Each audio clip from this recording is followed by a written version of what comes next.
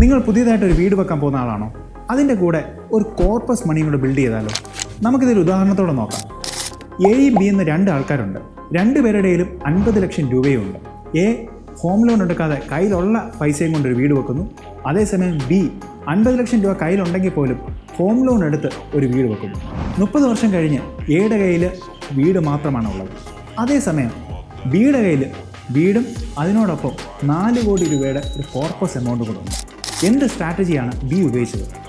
Loan എടുത്ത 50 ലക്ഷം രൂപയിൽ നിന്ന് 40% ലോ റിസ്ക് ആയിട്ടുള്ള ഡെപ്റ്റ് ഫണ്ടിലും അതേപോലെ തന്നെ ബാക്കി 60% ഇക്വിറ്റി ഫണ്ടിലുമാണ് ബി ഇൻവെസ്റ്റ് ചെയ്തത്.